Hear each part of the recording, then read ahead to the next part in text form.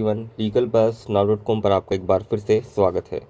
क्या राज्य सरकार को कार्यपालिका के रूप में ओबीसी वर्गों की पहचान और उप श्रेणीकरण करने का अधिकार है या इसके लिए विधायी मंजूरी आवश्यक है?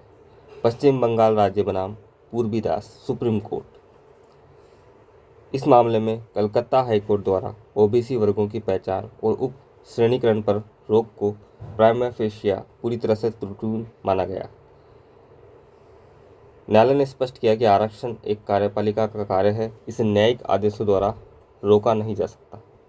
यह निर्णय उन सभी राज्यों के लिए मार्गदर्शक जो ओबीसी वर्गों के पुनः वर्गीकरण या उप श्रेणीकरण की प्रक्रिया में है।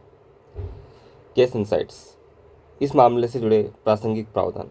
आर्टिकल 15(4) राज्य को सामाजिक और शैक्षणिक रूप से पिछड़े वर्गों के लिए विशेष प्रावधान करने की अनुमति देता है। अनुच्छेद 16(4) राज्यों को सरकारी सेवाओं में पिछड़े वर्गों के लिए आरक्षण देने की शक्ति देता है।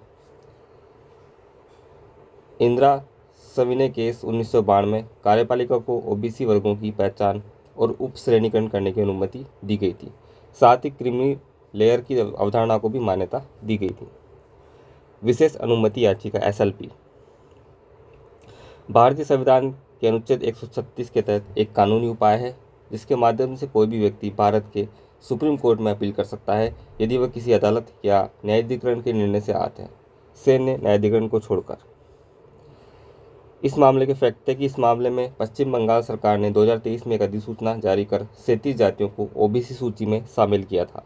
कलकत्ता हाईकोर्ट ने इस अधिसूचना पर रोक लगाते हुए कहा कि राज्य सरकार को ओबीसी वर्गों की पहचान करने का अधिकार नहीं है जब तक कि विधायिका द्वारा कानून न बनाया जाए। इसके विरुद्ध राज्य सरकार ने सुप्रीम कोर्ट में एसएलपी दायर की थी। तो ये महत्वपूर्ण मामला सुप्रीम कोर्ट का।